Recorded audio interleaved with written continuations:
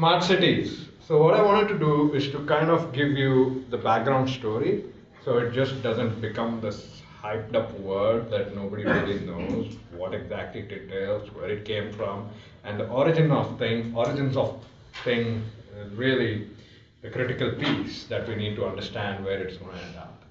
So that's the, and we'll also focus on what's happening in Utah, because obviously this is a big place for it, and we need to understand exactly what is happening and all of that stuff. So smart cities, origins and trajectories. The first thing is, this will be the outline of the talk. I'll first go into the origin, like I told you. Then this is the most important part. We are going to try to pick out the core feature of the design of these smart cities. And then once we pick that up, we're going to see how that core feature had grown over the years. And then we shift over to Utah's story so far, what has happened in Utah and who's involved, and most importantly, what can we do about it.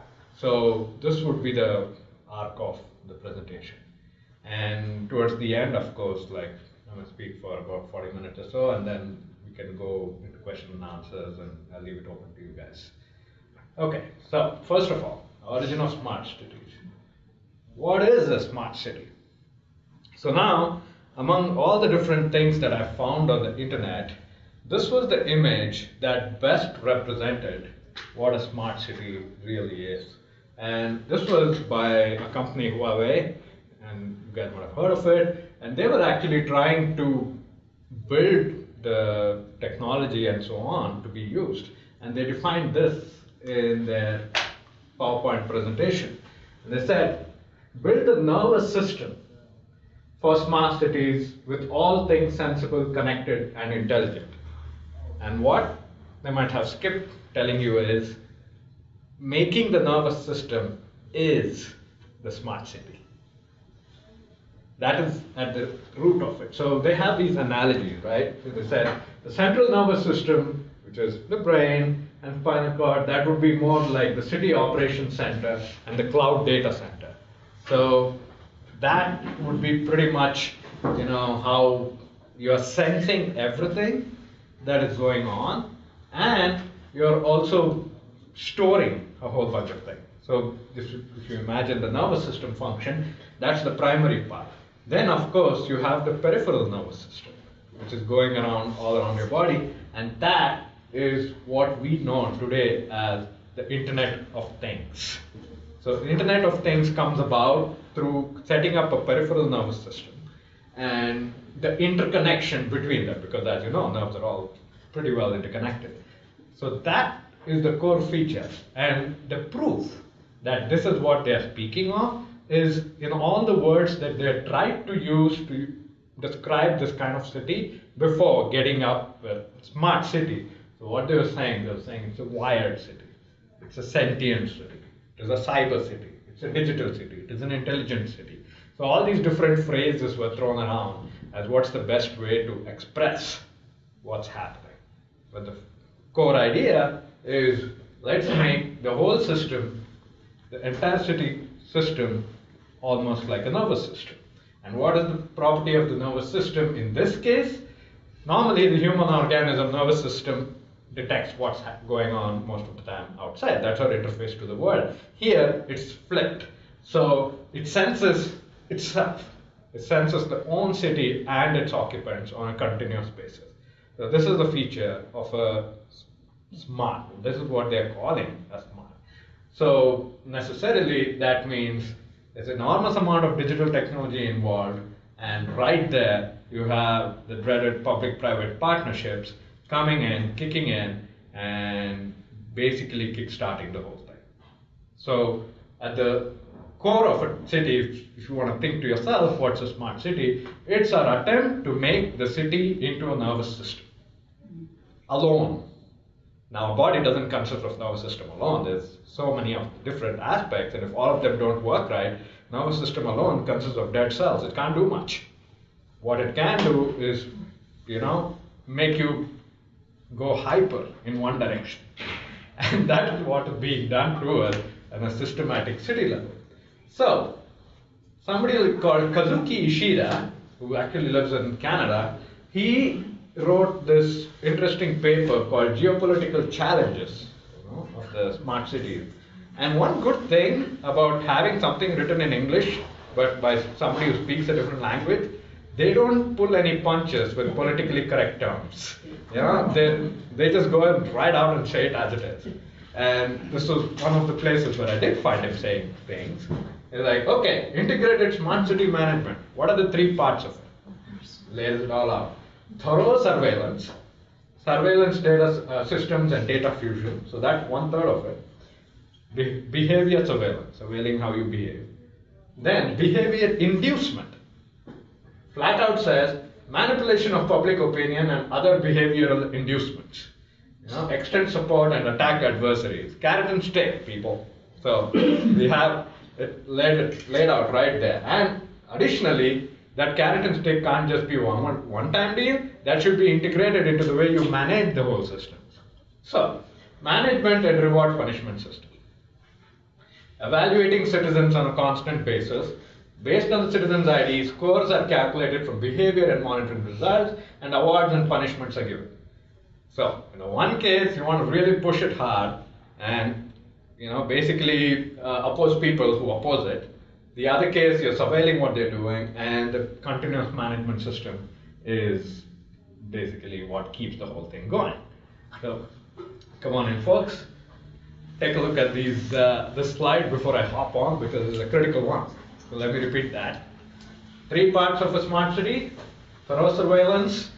On the one side, you surveil the entire population, you induce them with strong support or attacks in order to do what you want them to do, and then you continuously reward and punish them. So it's almost like how you treat animals.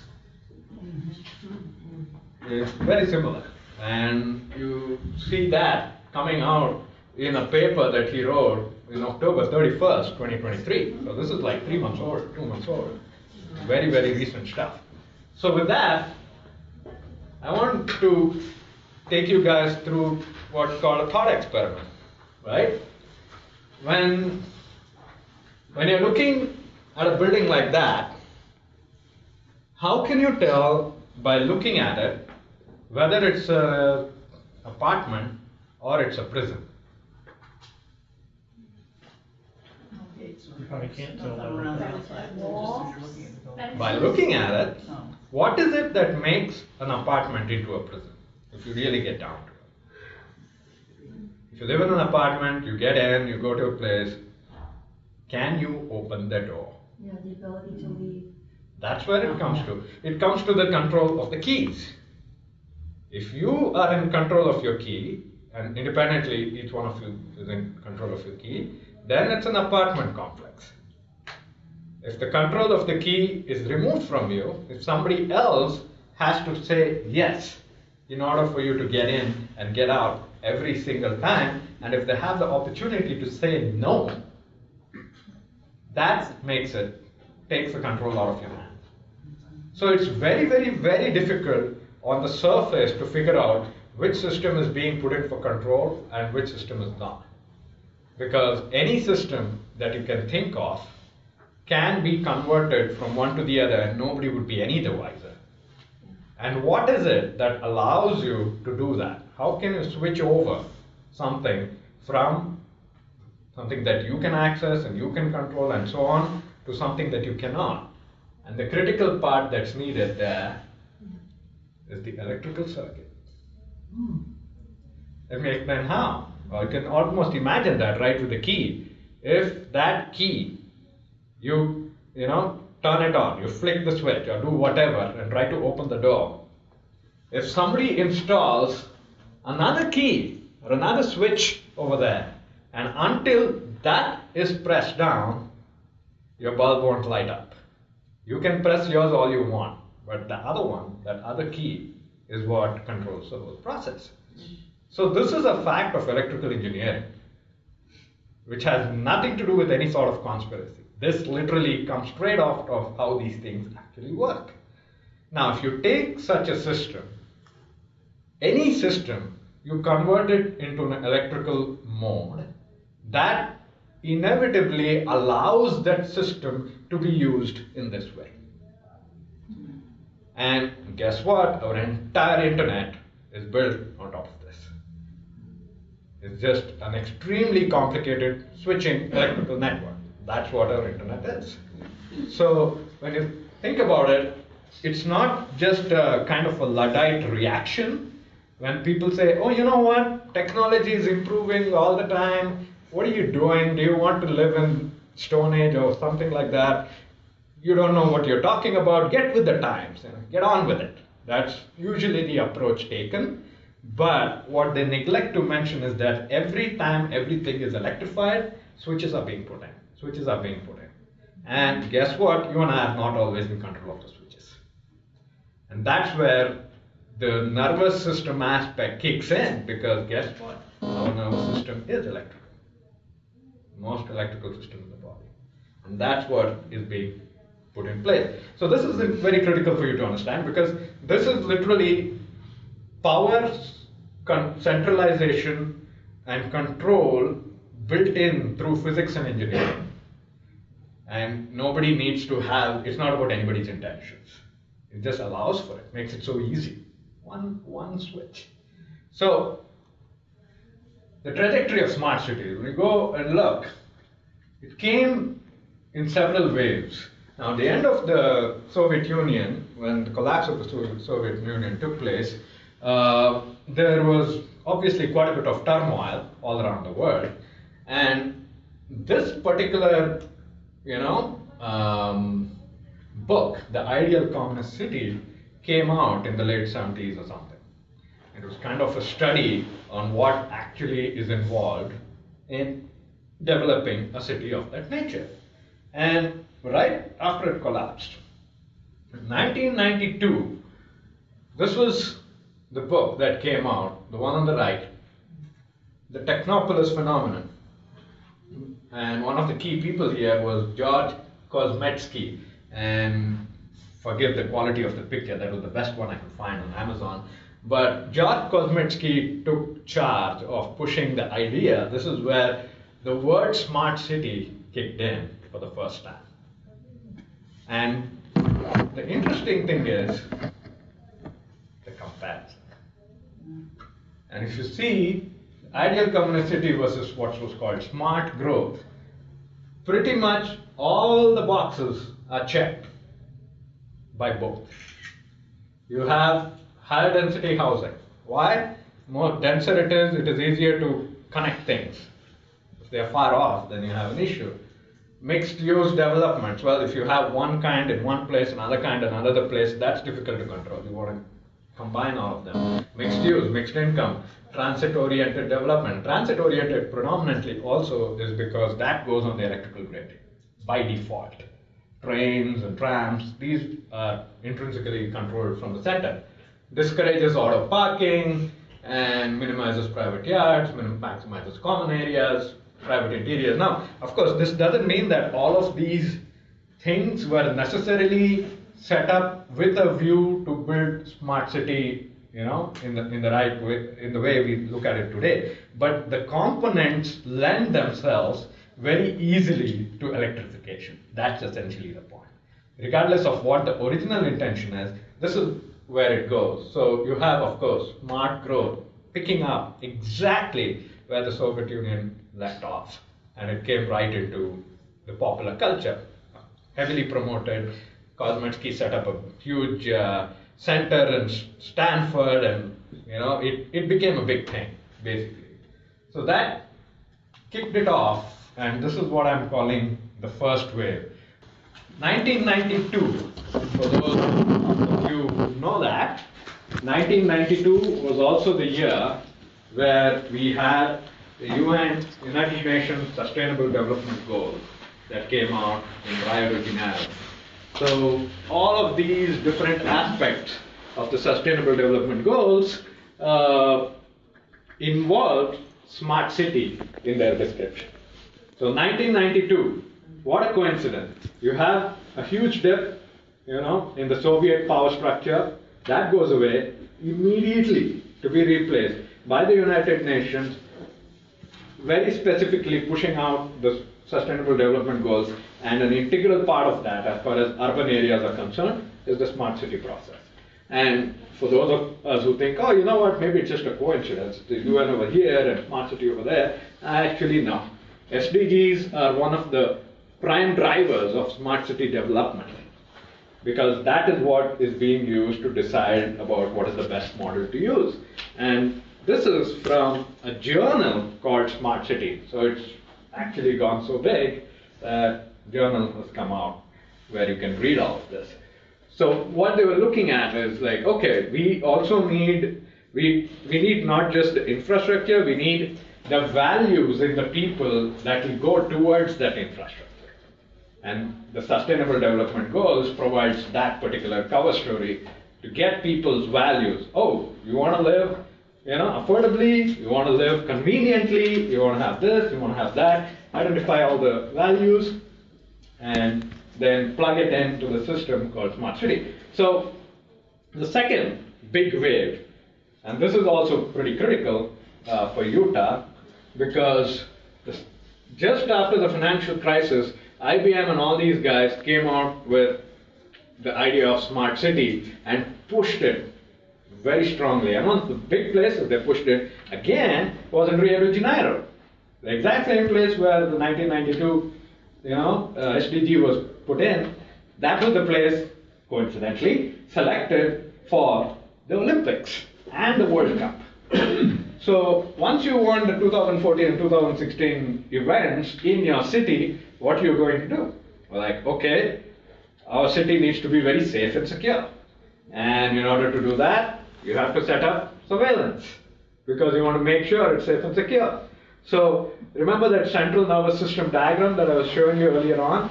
That exact same thing we can see over here, already set up and going strong in Rio de Janeiro. They actually used it heavily for the games as well as for the World Cup games, both of them, for the Soccer World Cup. So what basically this means is a big push in smart city development is possible because, once again, of the values that people have attached to games.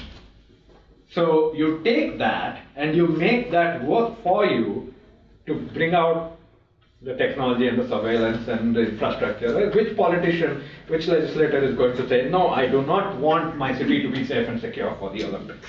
No one. And guess what? 2034 or something, Utah is next in line for the Olympics, which is kind of very close to the UN Sustainable Development Goal date, which is also 2030. So the second wave hit pretty strongly, and once again, the big companies who were setting all of this up, they were in charge of the push. They did the propaganda for it. Third wave. Now we have a further development. And in the third wave, not only do you have the idea of smart city, but the 15-minute city kicked off. So smart city was mostly like described in terms of the infrastructure and the spatial connections. The 15-minute city converted that into time, something that people could relate to, of course. So everything you need in the city within 15 minutes. That's how it was put out. And so this is once again from the Journal of Smart City. This guy, Carlos Moreno, the first author, he was the one who's the pioneer of this concept. So they say the concept offering a novel perspective of chrono-urbanism. Chrono means time, so it's time-based urbanism. Adds to the existing thematic of smart cities and the rhetoric of building more human urban fabrics, and so on and so forth, as depicted in the Sustainable Development Goal 11 of the United Nations. So they say it flat up. So this is going to do this. And so this one is why we woke up to it. It's only because of the 15-minute city catching on and several attempts at implementing that in the UK and in a couple of other places that it even rose to prominence, and people started realizing, oh, wait a minute, this doesn't look so good. So you have this full trajectory.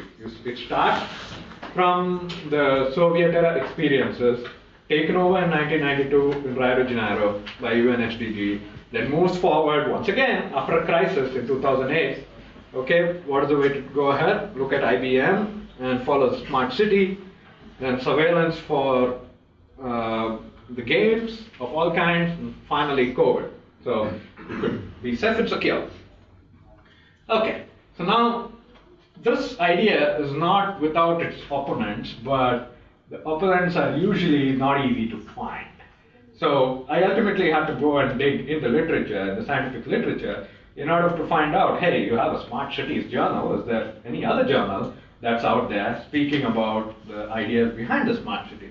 And I found this very interesting paper by Rob Kitchen, talks about real-time city, big data, and smart urbanism. So again, all the keywords that we have heard 1,000 times, but what he's doing, he's actually going systemically and analyzing what it actually means in practice. So what he says is, what actually is happening is a corporatization of city governance and a technological lock-in. So what is happening is the corporate sector is basically trying to take over the job of the governance. Because once again, governance is slow. It's not electrical. You have to go, you have to vote, you have to do this, you have to do that, and it's a yearly cycle, it takes time. Now you can't have this slow going, breathing process going on. You want things fast. So you shift it over to the tech sector and move everything over there. So they're saying, so it's overtly shaped by corporate interests for their own gain. The smart city agenda and associated technologies are being heavily promoted by a number of the world's largest software services and hardware companies who view city governance as a large long-term potential market for their products. This is probably the most truthful sentence that you'll find on this said out anywhere. So this is, Springer Science Business Media. It was a journal for that. And then he goes on and speaks about the data.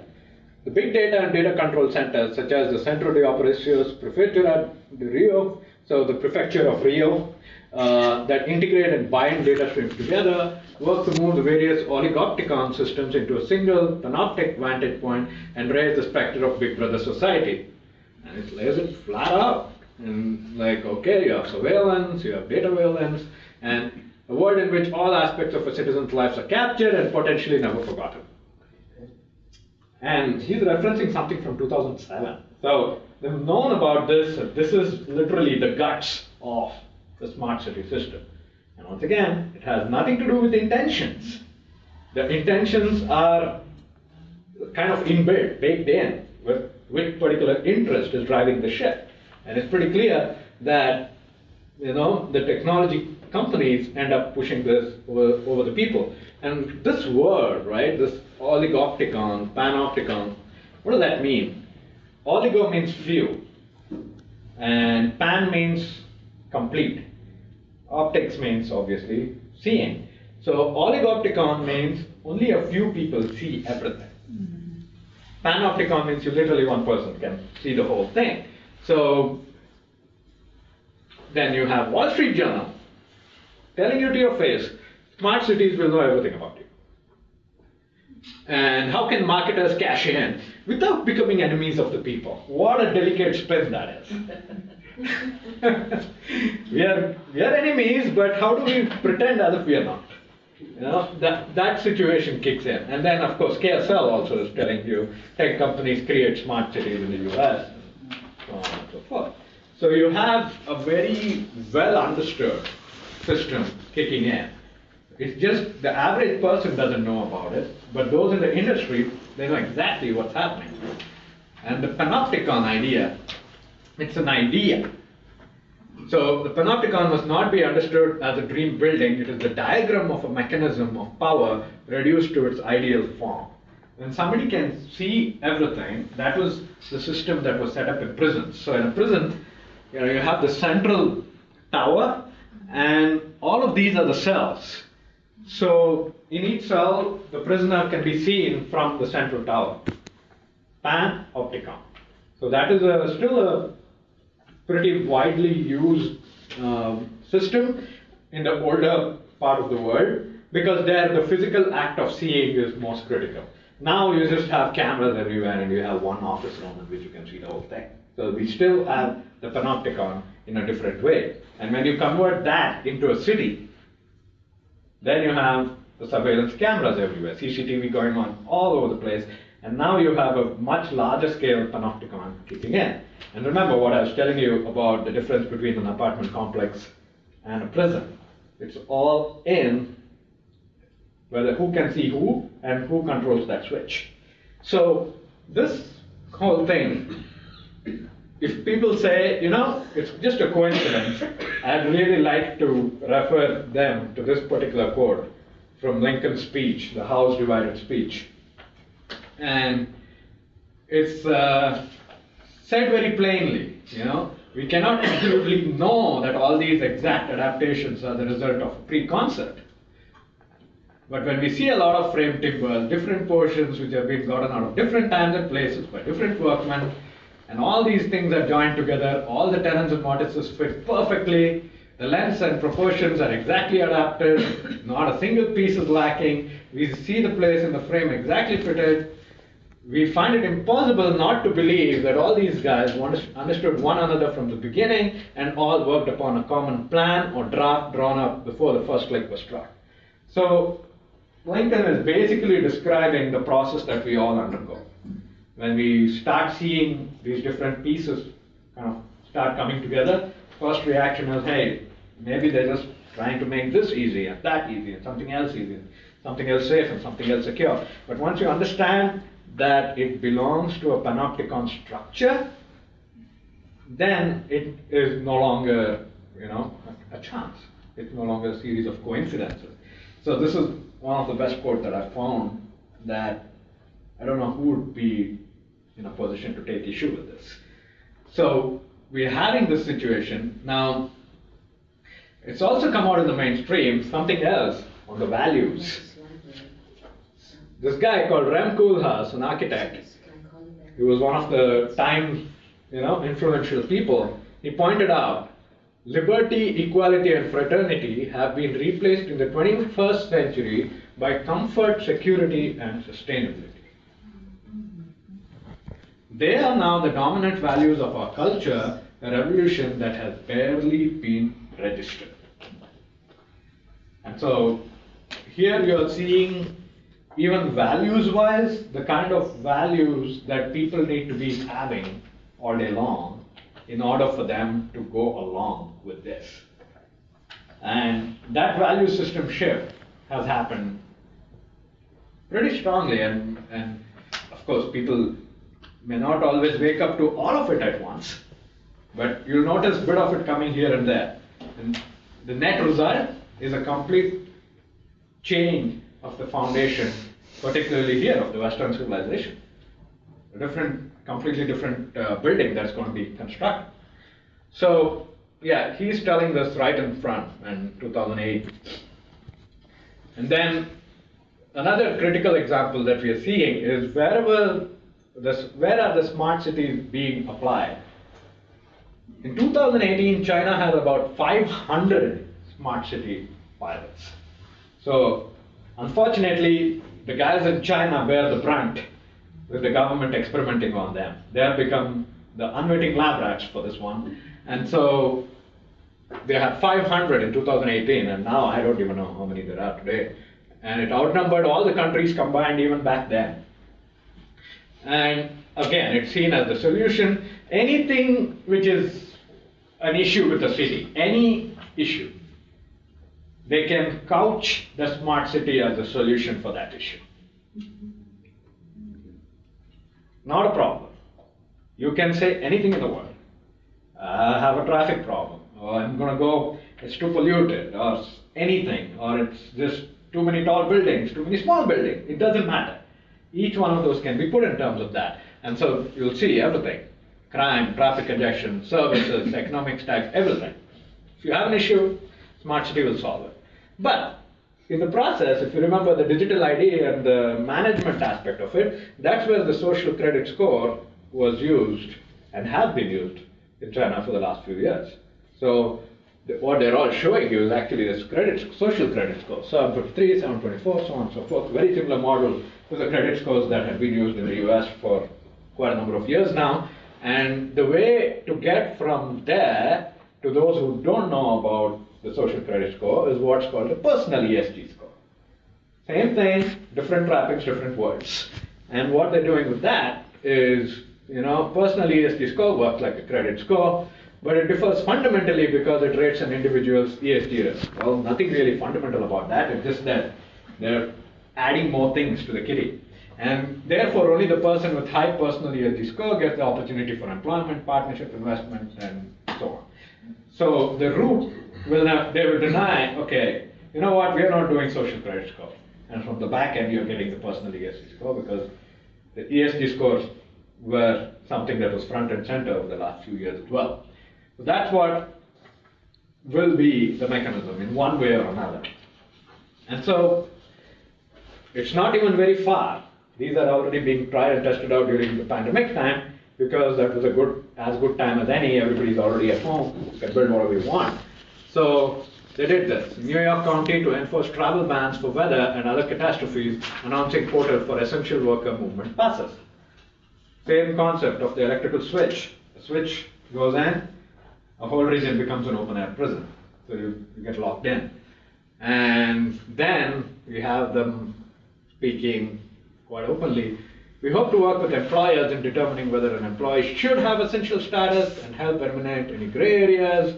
It comes time to make travel decisions during a major event or some other type of catastrophe, travel ban. So the travel bans, I think Governor Hubbard tried to issue the travel bans in the early part of the pandemic. There was a huge uproar and even the legislature didn't like it. So thankfully that was yanked, but not before they already started putting in kind of alerts for those traveling in and out of the state. So this was tried out much more effectively in New York. So there's not much of a surprise there. This was also a very recent article, December 15, 2023. So we are literally talking a month ago. And that's when they're still discussing these ideas in the newspapers. Continuing with that paper that I mentioned to you earlier by Kitchen, he also speaks about how it manifests. So one aspect of electrifying the entire system, or in other words, computerizing the entire system, is it tends to make it vulnerable in the same way your computer is vulnerable. When your computer crashes, it just doesn't gradually go down, it just crashes. Boom, it's gone. Now, if that happens in one computer system in one location, that's a problem in itself. But if it happens to an interconnected grid, then you have a much bigger issue. If the entire train system goes down, or the entire electrical system goes down, these are the kind of things that are the potential once you have gone and pushed everything over to electric. Once you push the circuits are in the walls, you can't see them. It took us a while to figure out how to switch this thing on. So that same situation multiplies itself 1,000 times over in pretty much every aspect of our lives if we don't understand that that's what we are doing when we are creating an electrification. So he says the only questions will be when smart cities fail and how much damage they cause when they crash. It's not if, but when. Because it's not if, but when our computers crash. Your computers crash, phones crash all the time. So examples, LA's traffic system got hijacked in 2006, and San Francisco Muni software issue came in, the entire train network went off. So these are things that have already happened. Now the fact that they will not tell you is like they'll say, oh, it's one-off, you'll have, if it happens in one place, it doesn't affect the other place. Yes, as of now. But not if the grid works the way it is supposed to work.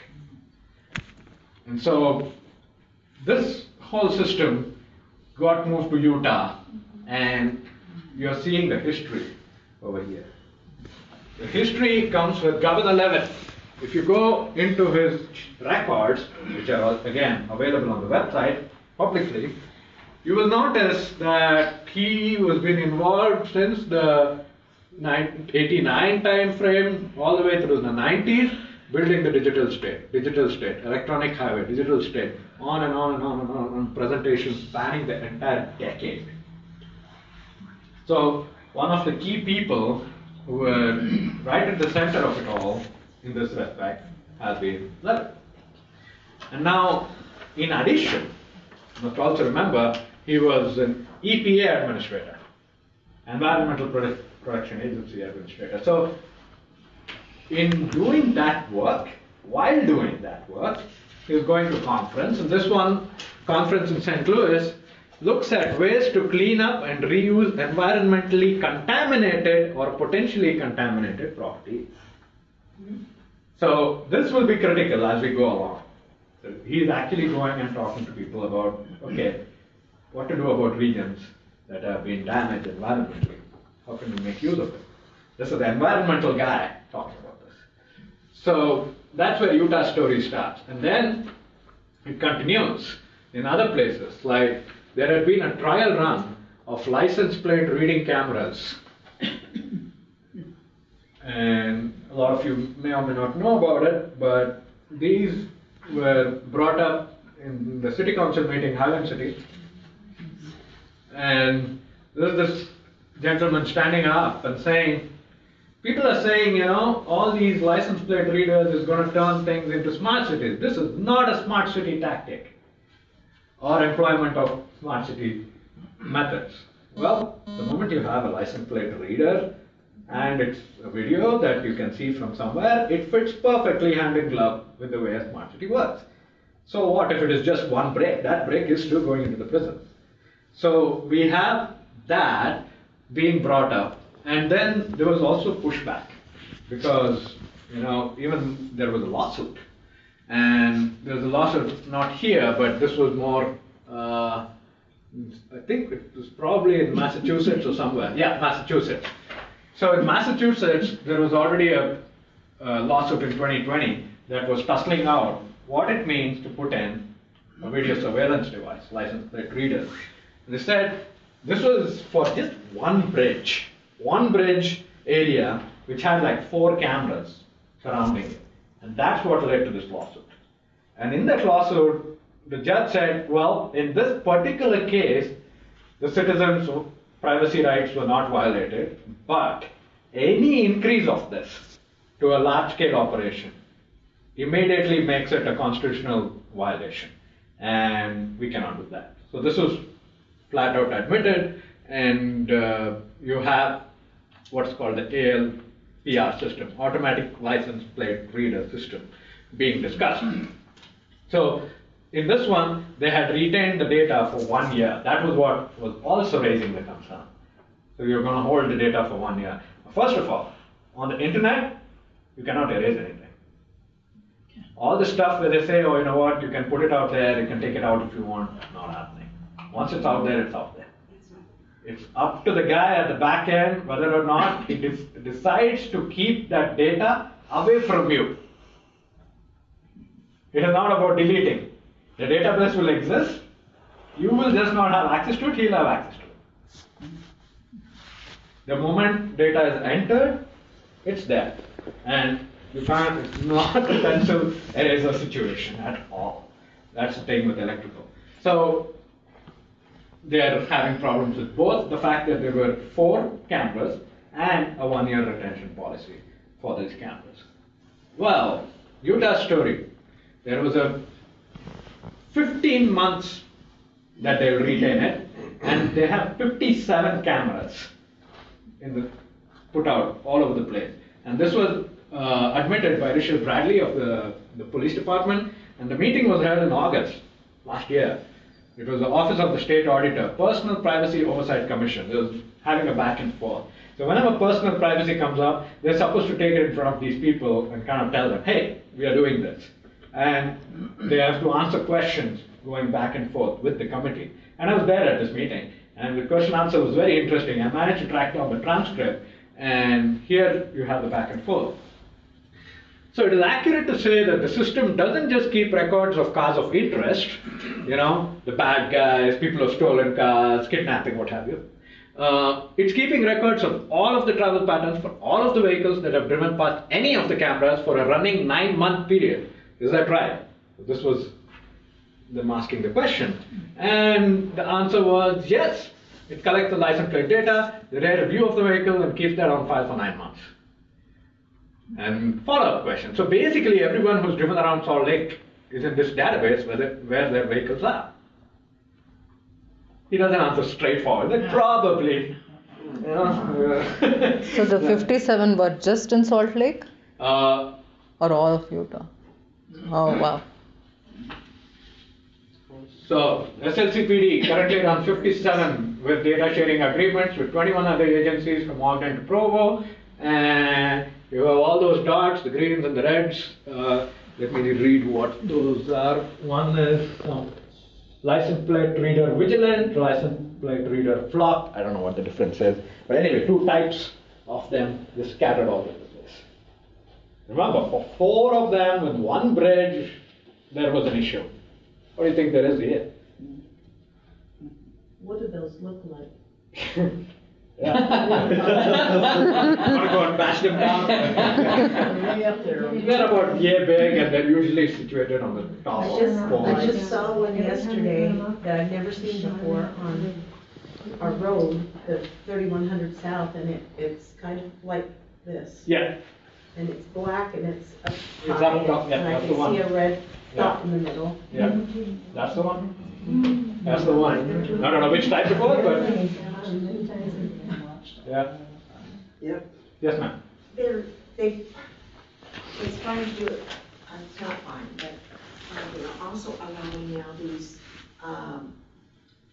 people in these, apartment complexes, Yeah. they're allowing them to do the reading of the license plates in most of the cities now too. I see. So it's not just the cities, It's being private outsourced. contractors Yeah, that are yeah. able to do it. Yep. That's the That's- public-private partnership again. Yeah, that's what, but it's, Private-public partnership, folks. It Yeah. pops up everywhere. Whenever you look at anything, because the government doesn't usually have all the technological capacities to deploy something on a large scale. Immediately, a private contractor enters the process, and lo and behold, you have it applied.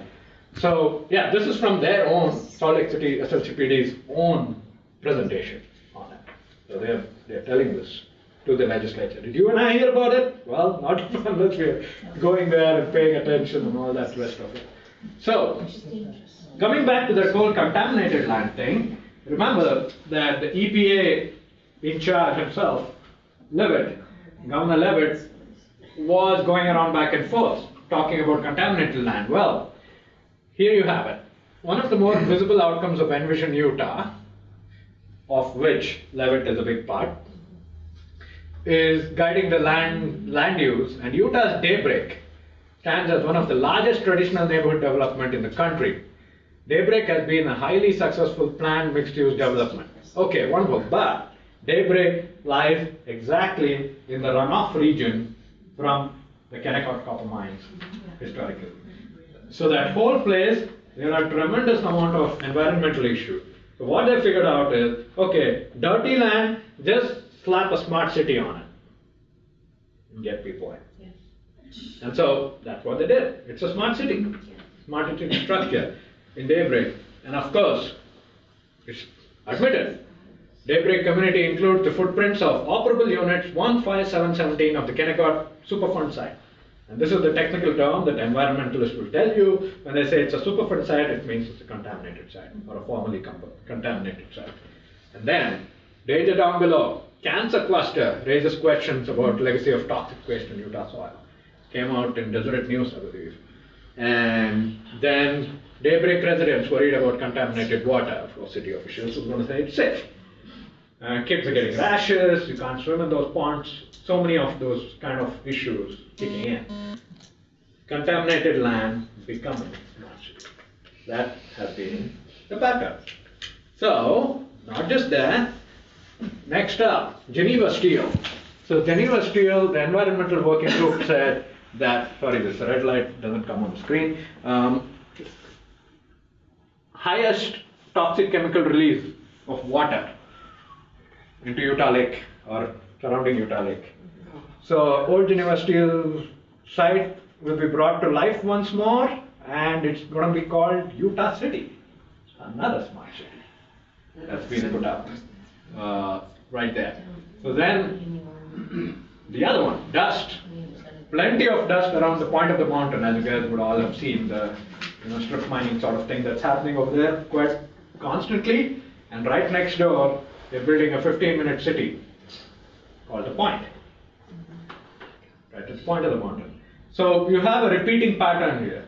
You have Utah City, you have the Point, you have Daybreak, and a few other places. The idea is to get those lands, which are hard to sell because they've been contaminated, but this will make it cool. And the companies will do the job, because now they have a vested interest in getting that up and running. And so now, let's look into Envision Utah, right? Look at Envision Utah. The choice of leadership was critical, they say. Well, Robert Grove, the president and CEO of the local steel mill, Geneva Steel, the very same steel company. They are the ones who are kicking off Envision Utah.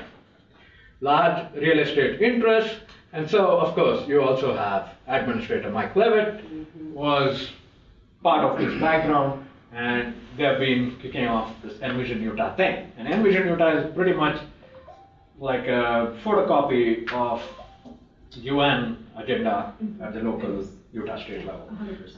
So that's what you see. You see the connections right off the bat once you start going through it. And of course, what's he a champion of? Both of them, public-private partnership. So an ex-Geneva Steel guy with an ex-EPA government guy come together, and you have your smart city. And then you have what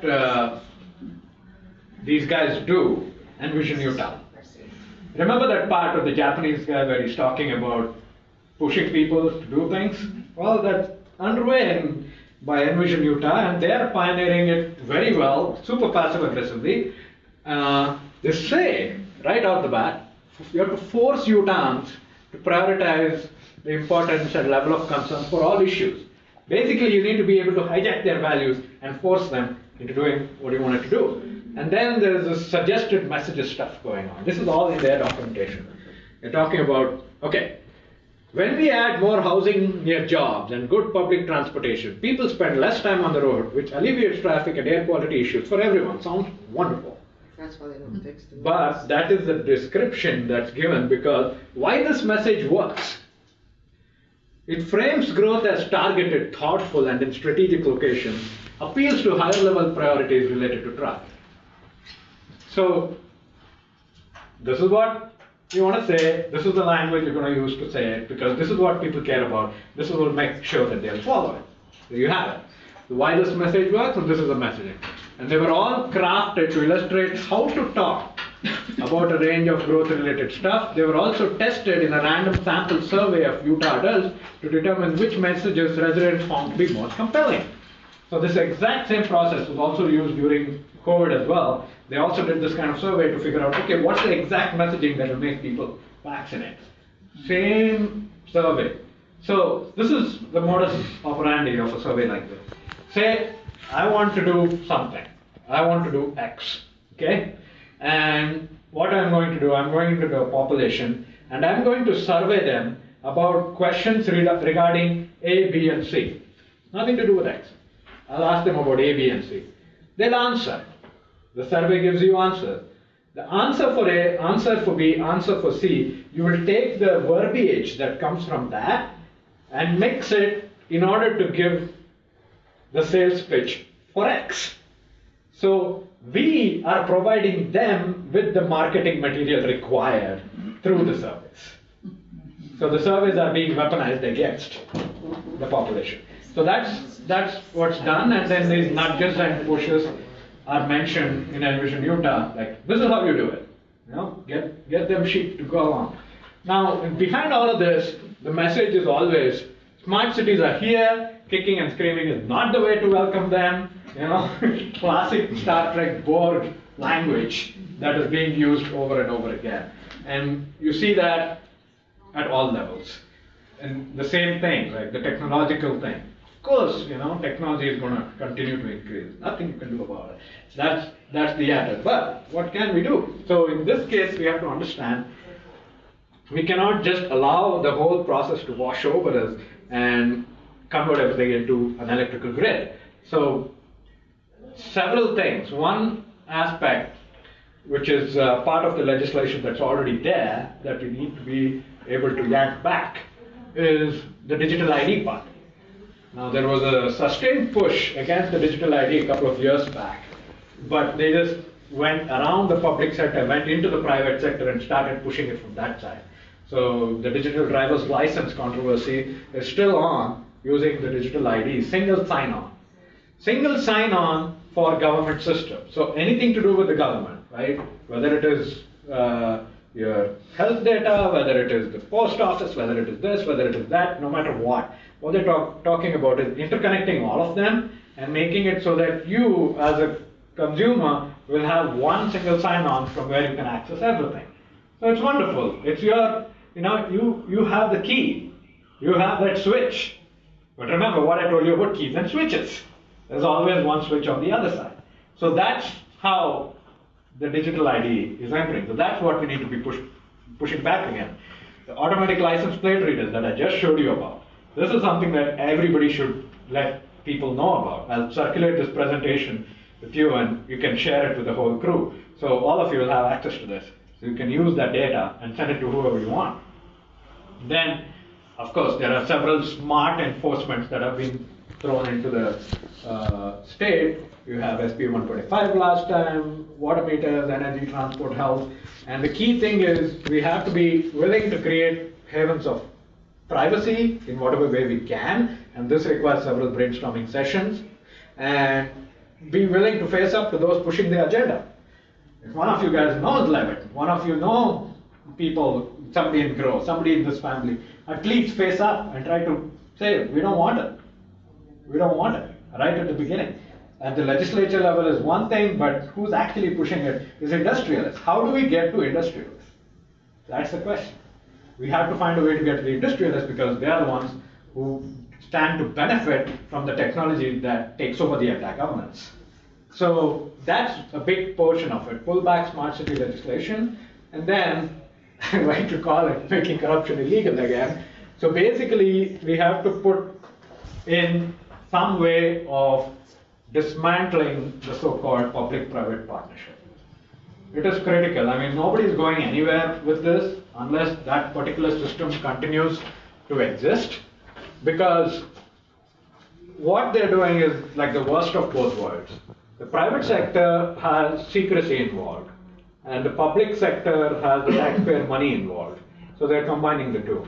So taxpayer money going to things which you don't have any idea about.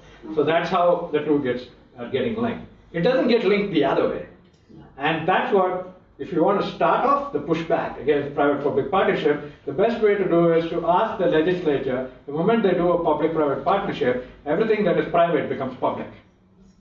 We need to know what their profits are, the salaries are, how much they're planning to gain by this, their full finances, everything, how much each single employee makes in that entire company has to be made public, especially if it has to do with city governance and smart city. Because unless an idea like that is thrown, there is nothing to make a large company back off from wanting to implement this.